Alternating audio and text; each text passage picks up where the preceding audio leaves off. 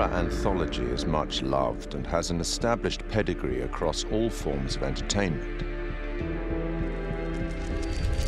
From Twice Told Tales by Nathaniel Hawthorne in 1837 to Clive Barker's Books of Blood in the mid-80s, and with the likes of Blackwood, Poe and Lovecraft in between, short story horror writing has long been a popular format. Largely regarded as the first published horror anthology, Twice Told Tales is a collection of mostly previously published stories from The Token, an annual illustrated gift book published in Boston. The author of Twice Told Tales, Nathaniel Hawthorne, was born on July the 4th, 1804, in Salem, Massachusetts. His great-great-grandfather was John Haythorne, a Puritan, and one of the judges who presided at the Salem witch trials of 1692. In 1842, Edgar Allan Poe reviewed Twice Told Tales for Graham's magazine, concluding that Hawthorne was a man of indisputable genius. By this time, Poe, also from the state of Massachusetts, had already written his own collection of short stories for publication. This collection, titled Tales of the Grotesque and Arabesque, was published in 2 volumes in 1839. The horror anthology had become a recognized format, and after also writing many short stories for newspapers and magazines, Algernon and Blackwood's first publication, The Empty House and Other Ghost Stories, was released in 1906. Blackwood went on to write such classics as The Willows and The Wendigo, which was first published in another anthology, The Lost Valley and Other Stories, in 1910. Fast forward 74 years to 1984 and the first publication of Books of Blood. Each book was a collection of horror stories written by British author Clive Barker, the first of which catapulted Barker to legendary status in horror writing, with Stephen King proclaiming him the future of horror. Several of the stories from Books of Blood have been adapted successfully for film, including Rawhead Rex and The Midnight Meat Train. Barker adapted The Yattering Jack in 1986 for use in George A. Romero's anthology TV series Tales from the Dark Side. I take it you will remain. Short-form storytelling arrived on a new medium in 1938 when the radio show The Mercury Theatre on Air broadcast an adaptation of Dracula. I have never seen Count Dracula by day. At sunrise, at the first cockcrow, he is gone. The series was the creation of Orson Welles and John Houseman and became most famous for its broadcast of War of the Worlds, which terrified listeners, believing that the alien invasion was a reality. From 1942, the radio drama series Suspense broadcast more than 90 short plays on CBS radio for 20 years, often featuring some of Hollywood's leading stars. Initially, the series seldom used material that would be classified as horror, fantasy, or science fiction, but by the late 50s, this became a regular occurrence, including material such as H.P. Lovecraft's The Dunwich Horror. One episode, The Hitchhiker, broadcast in 1942, featured a performance by Orson Welles and was later adapted for an episode of The Twilight Zone in 1960. 1947 saw the debut of Quiet Please, a radio horror and fantasy series created by Willis Cooper. Cooper had been a writer for Orson Welles' Campbell Playhouse, which had succeeded the Mercury Theatre on Air. Quiet Please, which is written and directed by Willis Cooper and features Ernest Chappell. Quiet Please for tonight is called Camera Obscura. The play's scripts often broke the fourth wall by speaking directly to the listener, a technique much adopted in later horror anthologies.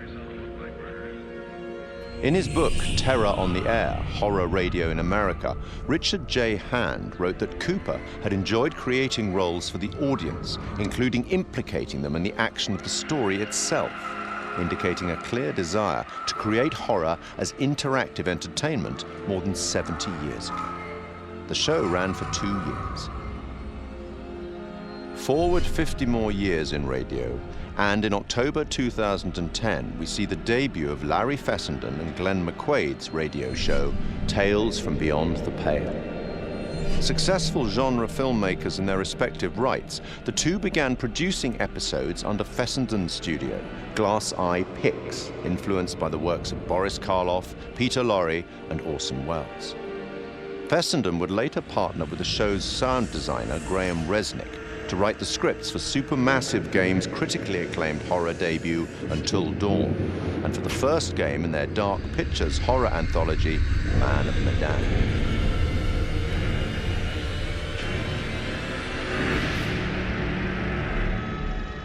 In film and TV, short-format horror has been successfully represented many times since The Twilight Zone in 1959.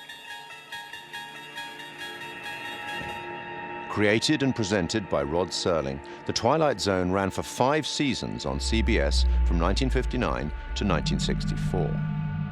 Each show was a standalone story featuring characters faced by surreal and often disturbing events. Serling's introductions and conclusions to each show summarized the story and provided some justification for the events and, often, the moral of the story. In 2016, Rolling Stone placed The Twilight Zone at number 7 in its list of the greatest shows of all time. The 1972 film Tales from the Crypt is highly regarded by fans of the genre. Starring Peter Cushing and Joan Collins and featuring Ralph Richardson as the Crypt Keeper, it is an anthology film based on stories from EC Comics and one of several Amicus horror anthologies produced in that decade. And in 1989, HBO launched a horror anthology series under the same name, also based on EC Comics, which ran until July 1996. 1982 saw the release of Creepshow, a dark comic horror anthology film directed by George A. Romero. Influenced by and a homage to the material from the EC and DC comics of the 1950s, its entirely original material was written by Stephen King, and it is a somewhat tongue-in-cheek expression of the horror genre. 25 years on, and in 2007, Trick or Treat presents another set of horror shorts as a dark comedy horror anthology film. And then, in 2012, a very different anthology film with a very different tone, VHS. Created by Brad Miska and Bloody Disgusting, an American horror genre website and film production company, VHS is a much darker horror anthology film. Comprising 6 short horror stories and linked by a found footage theme, 2 of the stories, Second Honeymoon and Tuesday the 17th, were written and directed by Ty West and Glenn McQuaid. Other examples in film and TV that are more than worthy of mention are Roger Corman's 1962 anthology, Tales of Terror, based on 3 Edgar Allan Poe short stories and featuring Peter Lorre, Vincent Price, and Basil Rathbone. The 1963 Italian horror anthology, Black Sabbath, narrated by Boris Karloff. The TV series Night Gallery, a spiritual successor to, or certainly a close relative of, The Twilight Zone, fronted again by Rod Serling and focusing more directly on horror, which ran from 1969 to 1973. Stephen King's Cat's Eye of 1985. John Carpenter's 1993 film Body Bags, featuring the likes of Sam Raimi, Wes Craven, and Mark Hamill. And Southbound, a 2016 road trip horror anthology by a number of the collaborators on VHS. From written fiction through radio, cinema, and TV, and now video games, horror anthology is a format that both creators and horror fans enjoy. And it's a format that has existed for almost 200 years. Long may it continue.